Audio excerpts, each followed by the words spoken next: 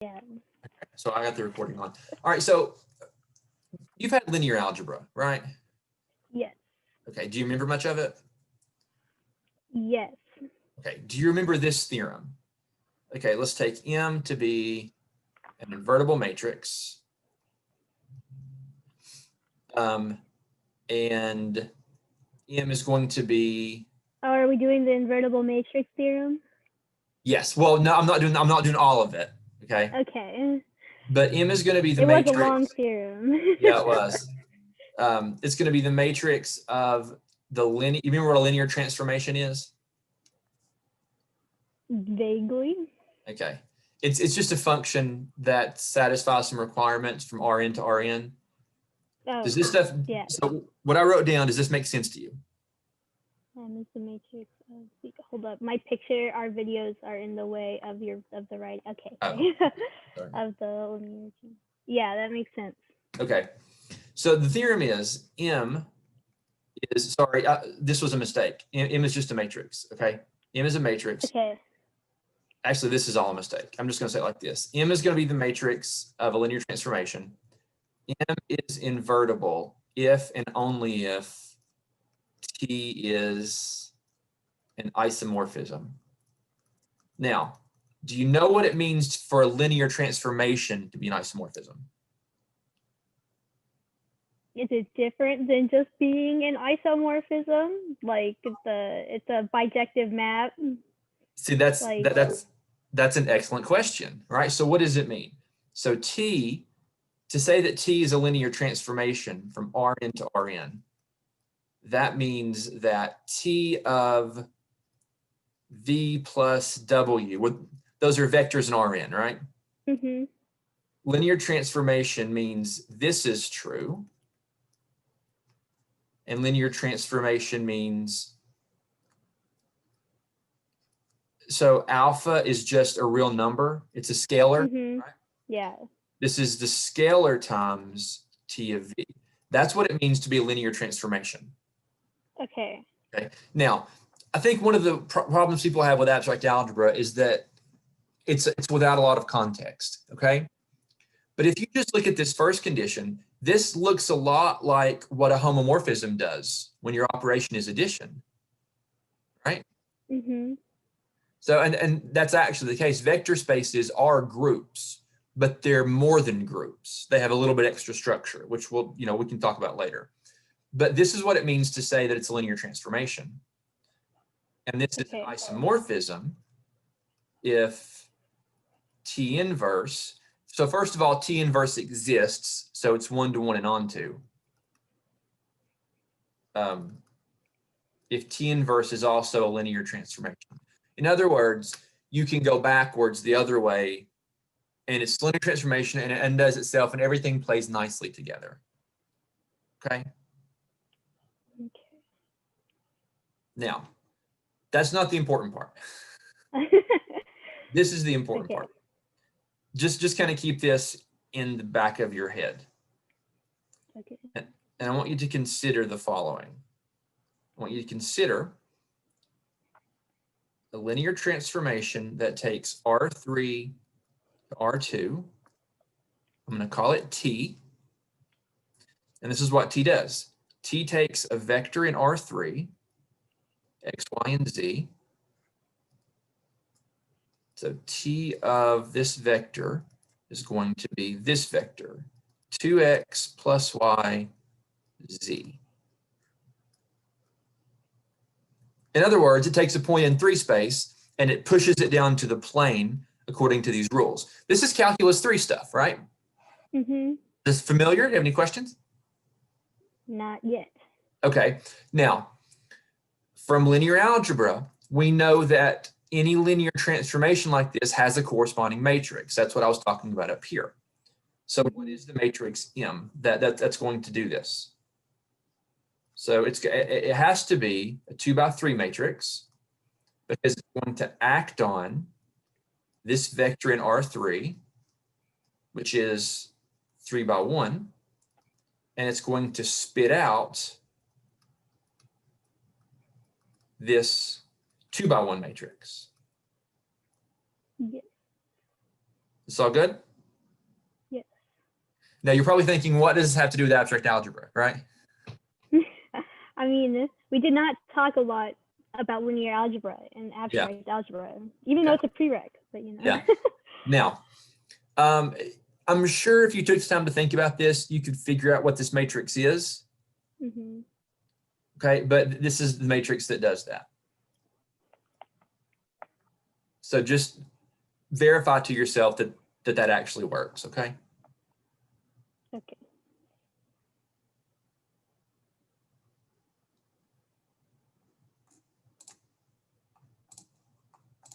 Yeah, that works. Okay. Now, do you remember something called the null space? I remember talking about the null space. Okay.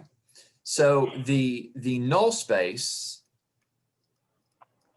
of T, so you can talk about the null space of a transformation or of a matrix, but they're the same thing because every transformation has a matrix. Every matrix can be thought of as a transformation. So the null space of T is what gets sent to the 0 vector. So you have this transformation that takes points in R3 and it moves them to points in R2, okay? And so the null space of T is everything that's going to get sent, in this particular case, to this vector 0, 0. Mm-hmm. So the way we figure out what that is we take our matrix 2, 1, 0, 0, 0, 1, and we apply it to just an arbitrary little vector, and we solve this matrix equation. AX equals 0. I'm sure you remember this. I don't mean to remember doing this, but I'm sure you remember this expression right here. Yeah. Okay.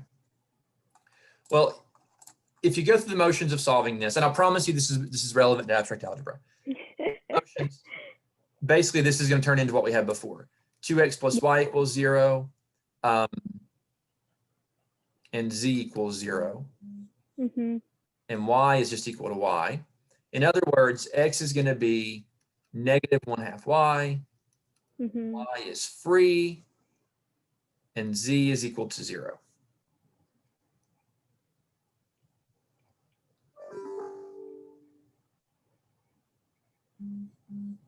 Okay. Sorry, this one doesn't go there. Okay.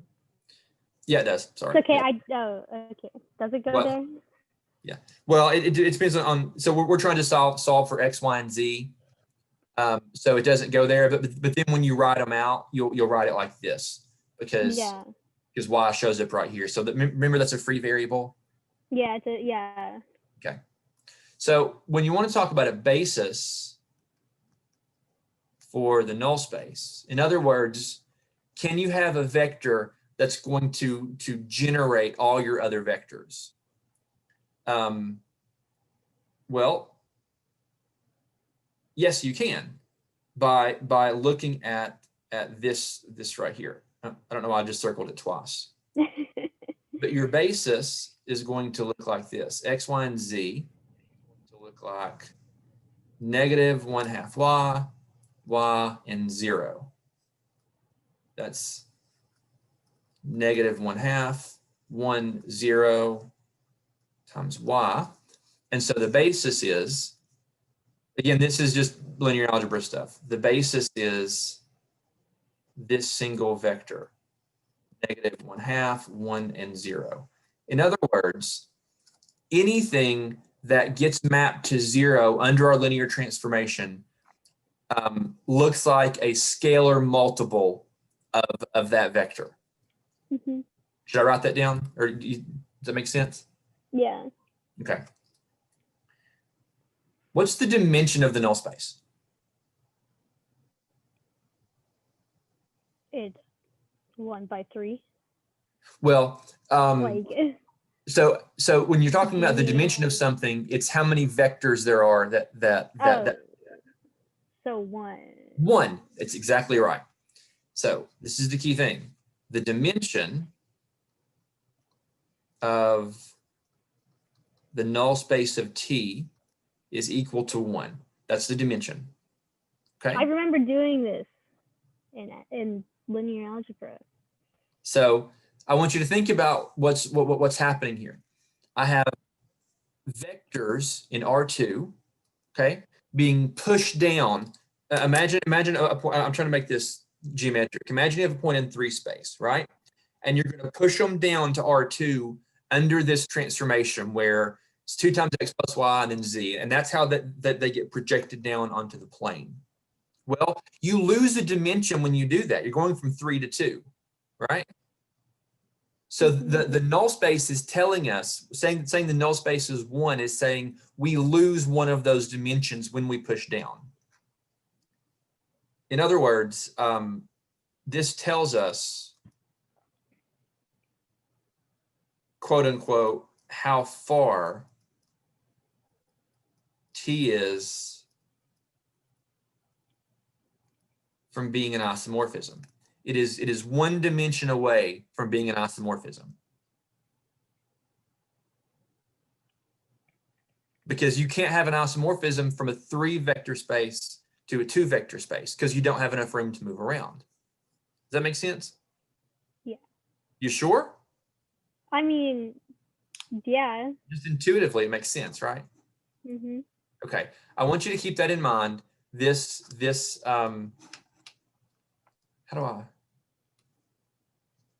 right here, this is important. This tells us how far T is from being an isomorphism. Okay? Mm-hmm. Okay, very good. Now we're going to move on to and talk about groups. Keeping this context in mind. And I want to define a group, a homomorphism from Z to this group, which is just Z2. Remember this? Yeah. Okay.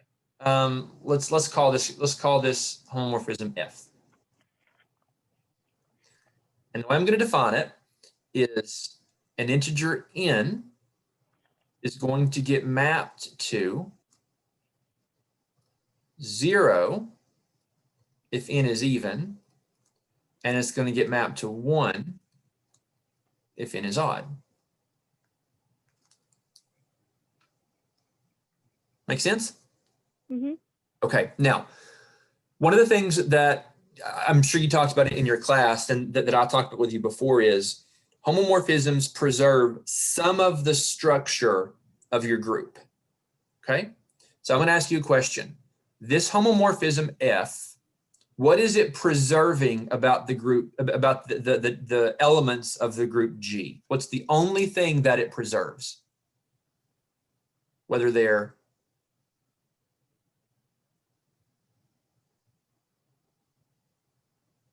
what? Like even or odd? Like That's it. Yes. Okay. That's it. That's the right answer. In other words, for this homomorphism F, we quote unquote lose everything about Z except parity. The parity of an integer is whether it's even or odd. Okay. So this homomorphism, we lose everything except for parity. Okay? Okay. Okay. What's the kernel of this? What's the kernel of this homomorphism?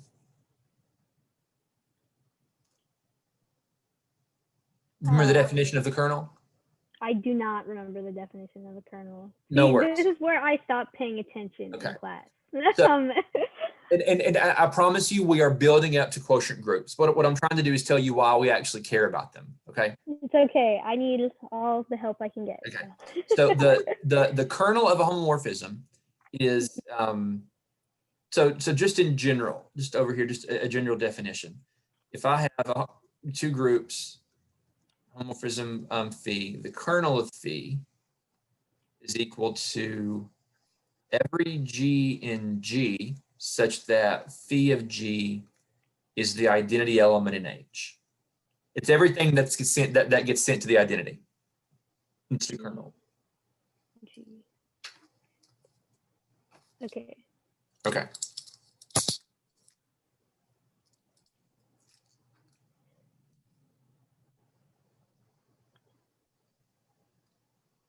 So what's the kernel of F? Oh.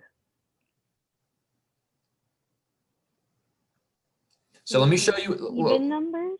It is the even numbers, right? Yeah. So let's say that you couldn't figure that out, okay? You would write it down by Mhm. definition. It's every K in Z such that, well, we called it F, didn't we? Such that every F of K is equal to 0. But that's equal to every K in Z such that, well, what gets sent to 0? Only the even ones. Even numbers, yeah. Yeah. That's the kernel. Okay? Mm-hmm. Keep that in mind. That's what the kernel is. Do you remember? You don't, so I'm just going to show you again. This picture. This is an important picture. Here's my group G. Here's my group H. Okay. And over here, I have the identity in G. Over here, I have the identity in H. Okay. Mm-hmm. Now, I'm going to draw this circle inside of G. And this blue circle is going to be everything that gets sent to the identity. And that's the kernel of phi. I like pictures. I like diagrams. That's why I'm a topologist, right? But I remember drawing a lot of diagrams for homework. So. Yeah. So the kernel of, actually, I drew that label in the wrong place. The kernel lives inside of G. So that is the kernel of phi. Okay.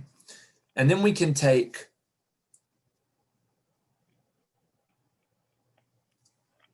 over here and look at where everything in G goes. And that's a subgroup of H. And that's what we call the image of phi. Okay. Okay. I just wanted to draw that, and hopefully you drew it, because this is a fundamentally important picture of the stuff we're going to be doing, if not this semester, then maybe next semester, if you want to do another one. No pressure. Yeah. Okay. I mean, I do want to do another one. It saves me from taking more applied classes. Yeah, and or a capstone, right? I mean, yeah. That's true. Okay. Now, I want to do a different example. Do you remember what this group is? D4? Yeah. What is it? The dihedral, whatever group. It's The the order. The dihedral. When it's the one with all the rotations and the flips. Yeah, exactly right. So this is the group of symmetries. Yes. Of the square. Plane symmetries. The plane symmetries of the square. Yes. Okay. So yeah, because it's 4, so we have this right here, and you're right. It has order 8 because it's 2 times the number right there. Because it's the no rotation, the 1 rotation, 4 rotations, and then there's the flips and the. I want you to consider these 2 diagonals. Okay. Okay. I'm going to call them. I'm just going to call them 1 and 2. Okay. Every symmetry of let's say like every symmetry in D4 either flips the diagonals or leaves them alone. And that's all that happens. Any symmetry of the square is either going to swap those 2 diagonals, and it might be more clear if they were in different colors, right? We're going to get all Christmas, right? So imagine a rotation like that just takes it just one that just moves, like moves 1 vertex over, right?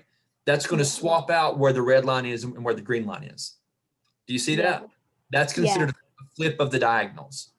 If you do a reflection like this, that's going to leave them alone. I mean, no, sorry, that's also going to flip them, right? Mm-hmm. So every symmetry in D4 either flips the diagonals or it leaves them alone. So let's call S2 to be, I'm going to write E and F, the set E and F. And this is going to be an operation on the square that leaves them alone. And this is going to be an operation on the square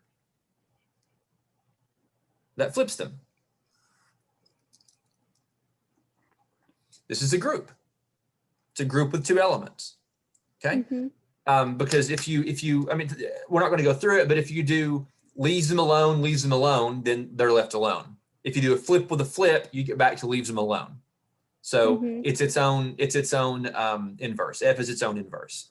So maybe you'll figure this out, but later on you'll see this is isomorphic to the group Z2. They're the same group, but different contexts. I want to define a homomorphism from D4 to S2. We'll call it phi. Whoops, we'll call it phi. And what do you think this homomorphism is going to be? So D is just some symmetry in the dihedral group. What do you think the obvious homomorphism is from D4 to S2? What is it?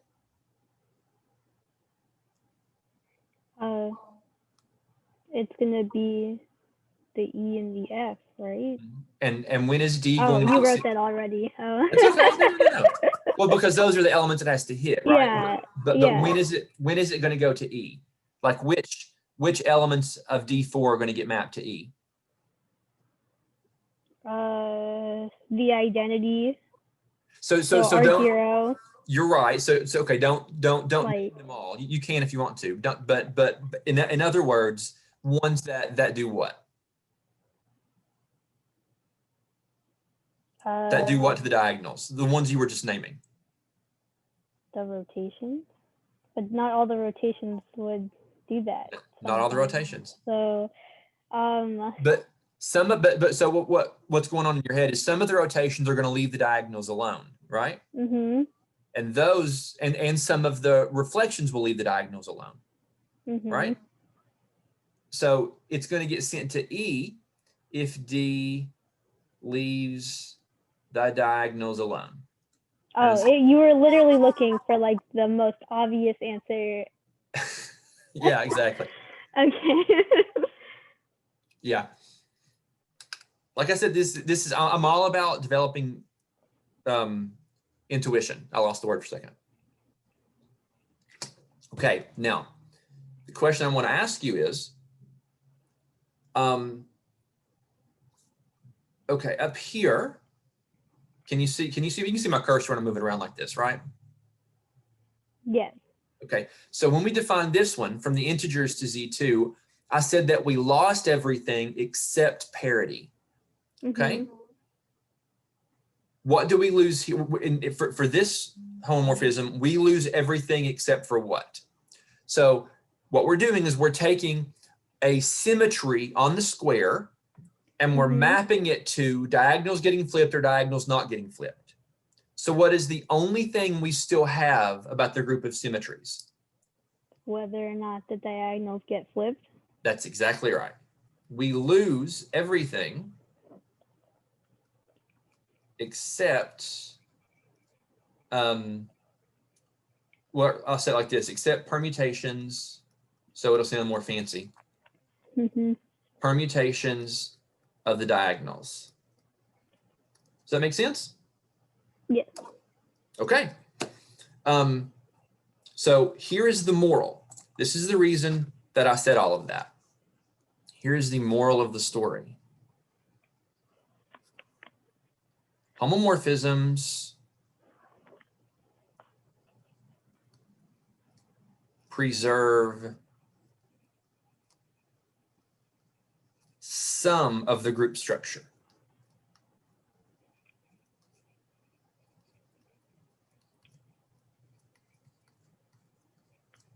Of the domain, okay? Okay. It is a super important part of mathematics, or a philosophy of mathematics, that you will study objects by, you don't study the objects themselves because they're too complicated. So what you do is you homomorphically map them into other objects that are simpler, and you study them in the simpler objects. So you lose some information, but you don't lose everything, okay? Because homomorphisms preserve some of the structure of the domain. That's why we care about them. That's why they matter, because you can take something complicated like a topological space and you can map it onto a group, and then you still preserve some of your structure, okay? Does that make sense? Yes. You sure? Yes, I am sure. Do you have any questions? So what about isomorphism? Ah, that's a good question. That's exactly what I was going to do next. Isomorphisms preserve all of the structure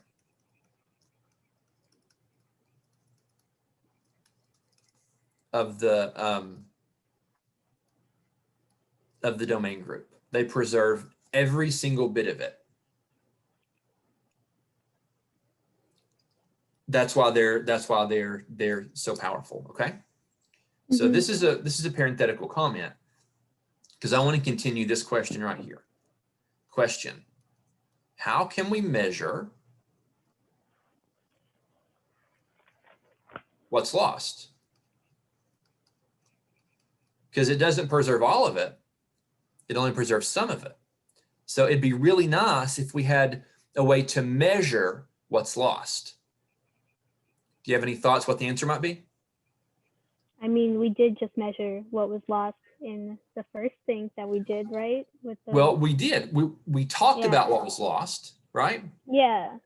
Here, we lost everything except for evenness and oddness. And we noted that the kernel keeps track of everything that's even.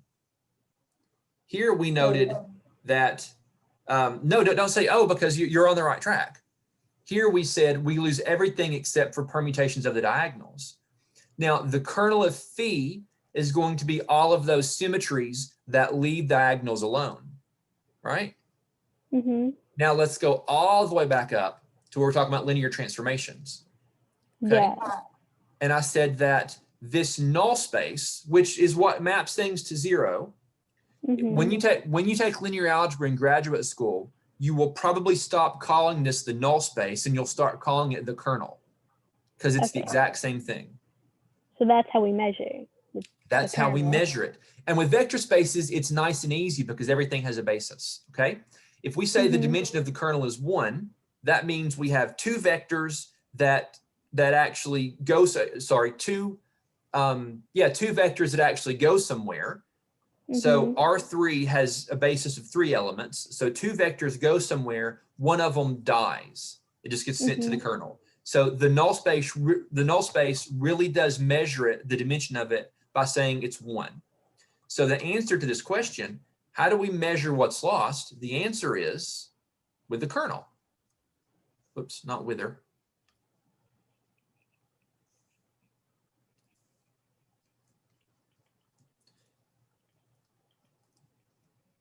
This is super big and fundamental. Do you remember something called the first homomorphism theorem? I remember learning about it. So right, I cited to you. I'm not asking you to, but you remember the word, right? Yes. So this is why it's such an important theorem. And most of the time, people don't see this or get the intuition of it in a first abstract algebra class or even a second, right? That's what I'm trying to develop because, and again, this it's wonderful that this is what you said you missed out on, because this is going to become really important for some of the work we're going to be doing later. Yes. Okay. All right. Now, we're going to stop in a few minutes, but there's just a few more. Do you have time to just like 5 more minutes, 10 more minutes? Okay. Yeah. I got, realistically, I have till like 12:30. Oh, okay. Yeah, we'll be finished before then. because I don't want to overload you with too much information. Okay, so Yeah. we're going to stop in just a little bit. Before I do, I want to let you think about this, see if you have any questions. So take a few minutes like I did in class. Take 30 seconds or so and see if you have any questions.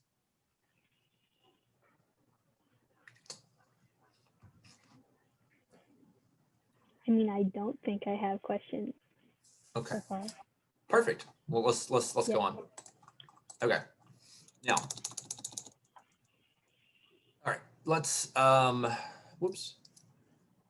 Is this gonna work?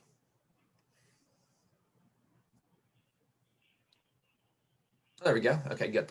Now, what I want us to do now is I want you to recall something. I want you to recall, and you did it in class and I did it in the video.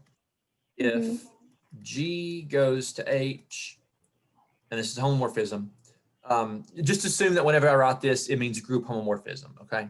Okay. I'm not gonna always say it, okay? So if I am gonna write this time, if this is a homomorphism, then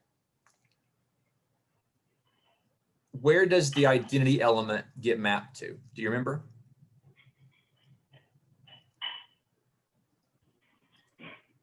Oh, Homomorphisms take So- identities to, is it not the identity? it is the identity. Oh, okay. It is the identity, yeah. And the proof of that is really simple. Which it'd be nice if you could Is it? prove. Yeah, right. Oops. It'd be nice if you prove that to yourself. Okay. So Okay. So prove that to homework. yourself. Yeah. Oh, Okay. right now. No. Homework. Because we don't Okay, have time right now. homework. Okay. Now, what I want you to do is consider this again. We're going to go from Z to Zn, which remember this is this set. Remember that? Yes. Okay. And then there's the obvious homomorphism that takes 1 to 1 inside there. Where does N get mapped to?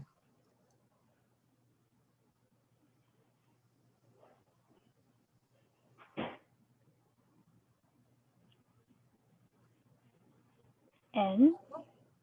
There's no minus N. one? There's no N inside here. That's true. There is no N inside there. Oh, So does it go to the identity? It goes back to 0. Yeah. Yeah. So just to let's do this concretely.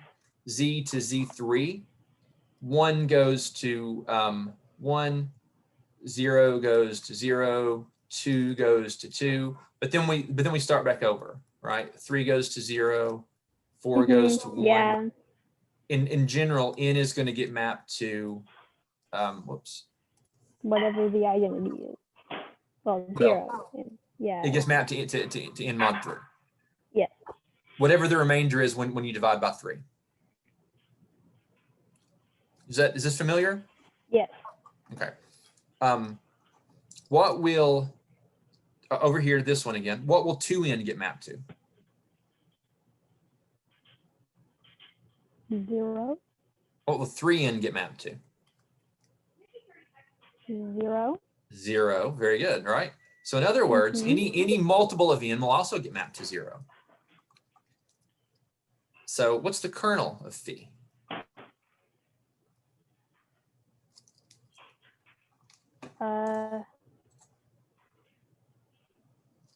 Anything that's a multiple of N?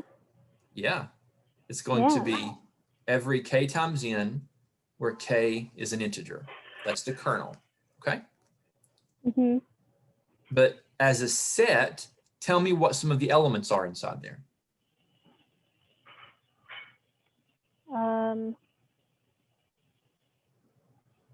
So then like, well, 0 first, right? Yeah, 0. Yeah. N. Okay. 2N. Okay. 3N. Is that it? All the way. No, because there's the negatives and the integers. So we have a notation for this set. And this is the notation. N times Z. Okay. Okay, have you seen that before? No. So Okay. that's cool. n times z is a group. What's the identity element?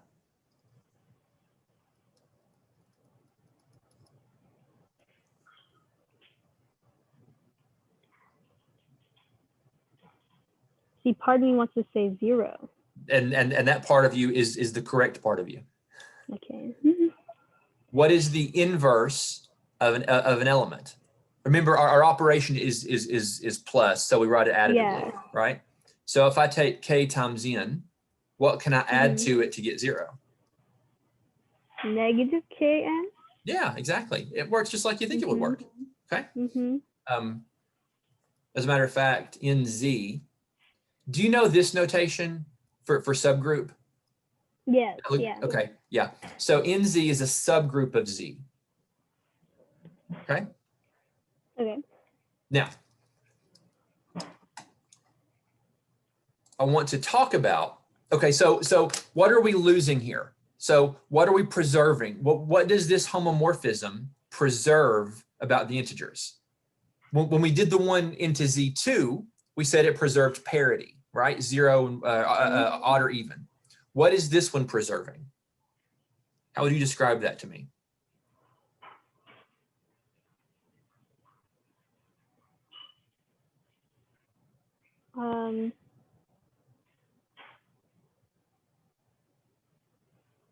It's preserving. Does it preserve the identity? Well, I feel like this is not the right answer. Well, it's correct, but it's not complete, right? All homomorphisms, Okay. homomorphisms always preserve the identity. Preserve the identity. Yeah. Yeah. What under this homomorphism, what would phi of 2 be?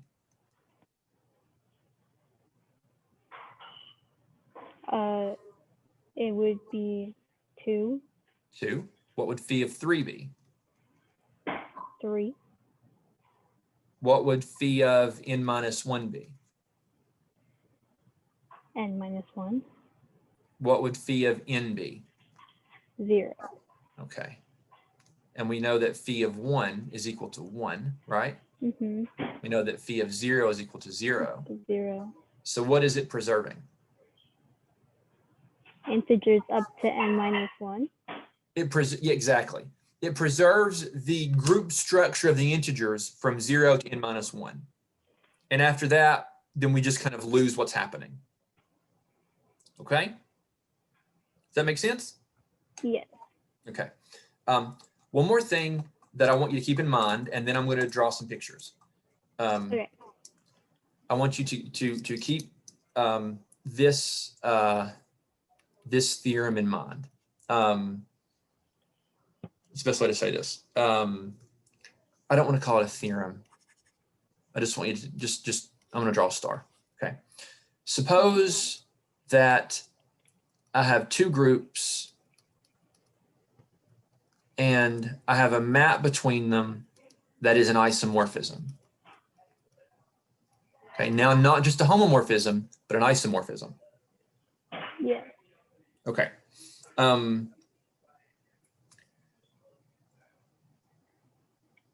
Oops. What's the kernel? So the question I want to ask is, what is the kernel? So Go if ahead. the kernel measures what we are losing, then is it nothing? So and the idea of nothing for a group is just the identity element. Yes. That's exactly that makes right. Sense. Okay. Yeah. Now the answer. So, but can we prove that? Okay. Well, let's see. Let's we take. could prove anything. Well, here's a sketch of how you prove it.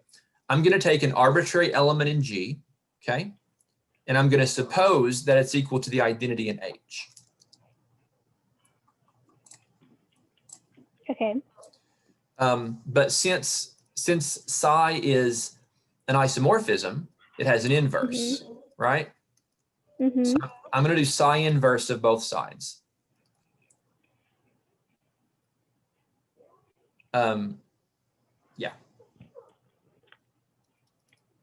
Well, what is psi inverse of G, psi of G equal to? The identity in G. Well, we're in H because, Okay. oh, well, then the sorry, no, identity- you're right. Sorry. Yeah, this is the identity in, no, sorry, no. Yeah, think about that again. I mean, it still equals the identity, but I guess in H, no? No, it's not the identity. Psi, so what does a function composed with its inverse do?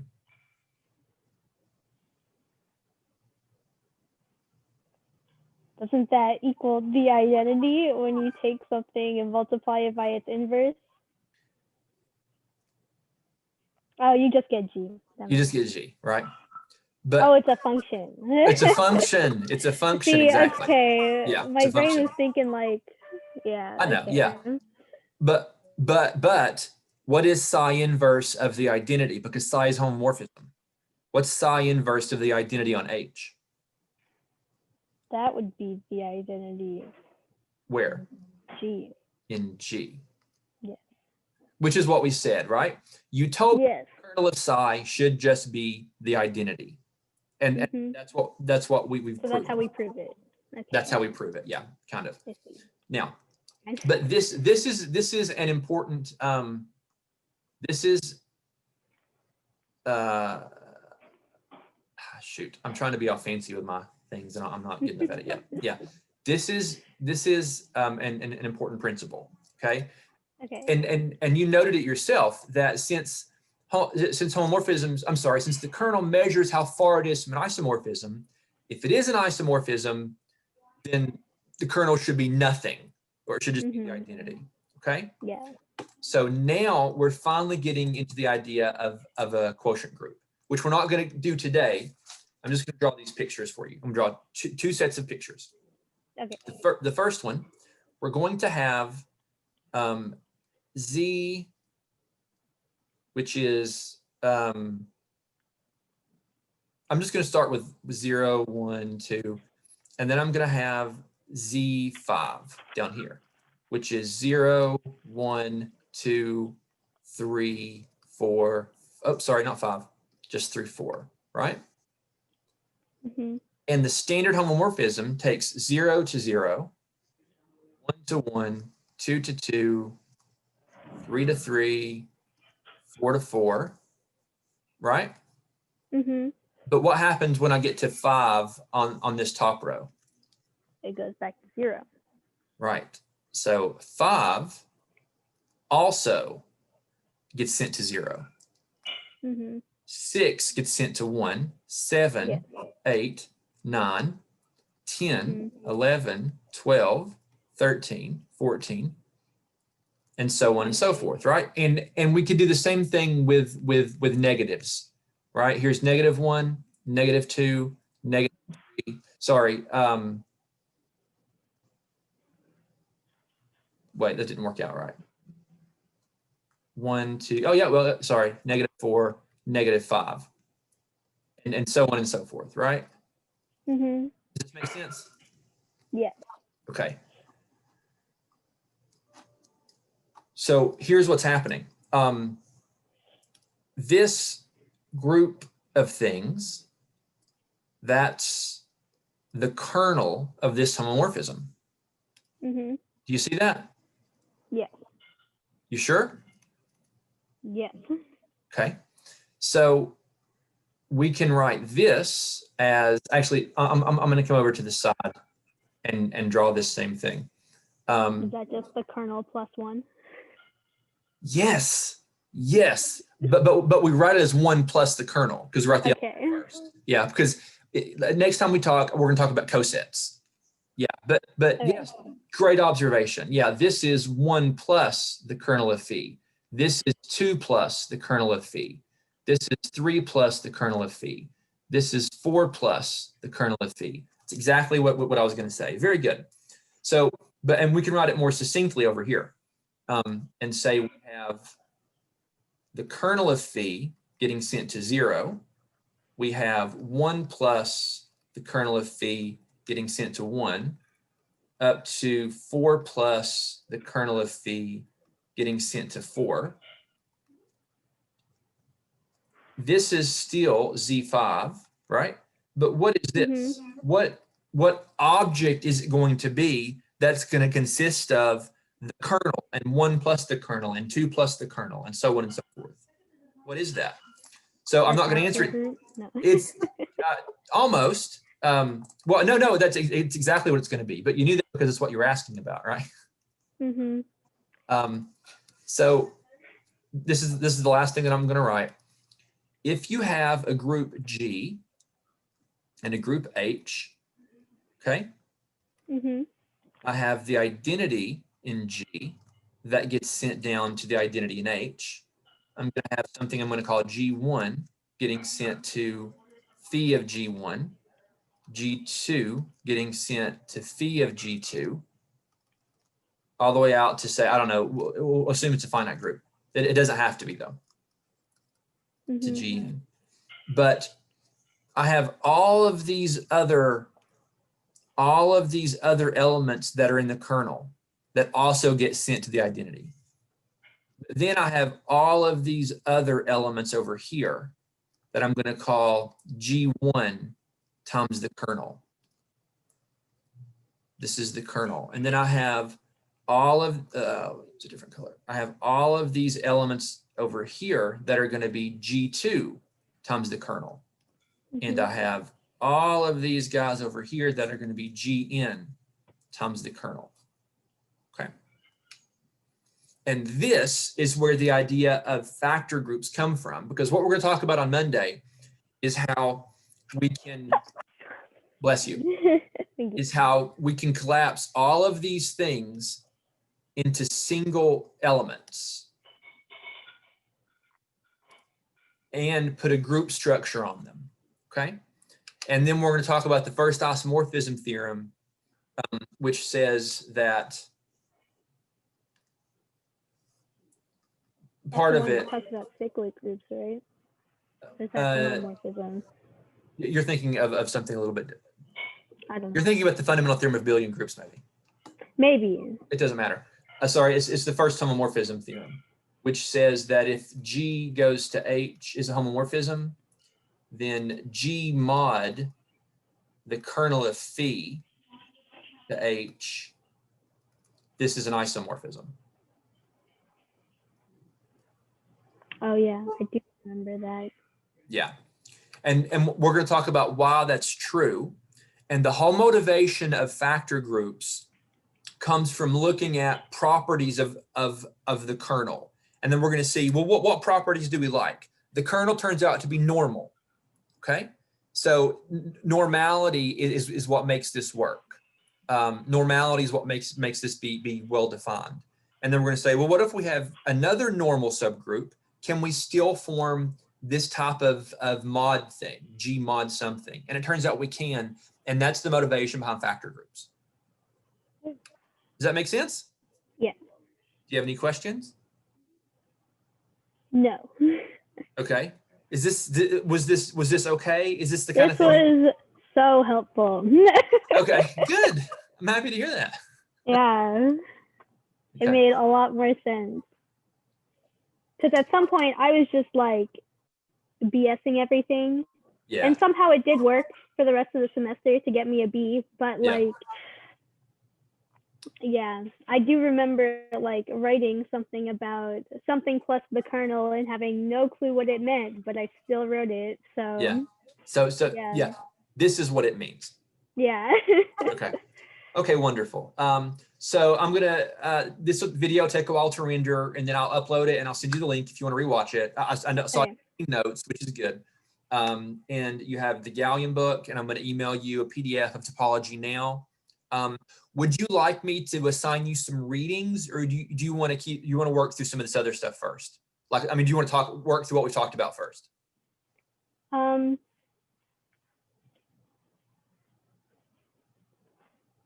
Either. I mean, like, if you think like the readings will like make sense to me and like stuff like that, I'm happy to go ahead and do some readings.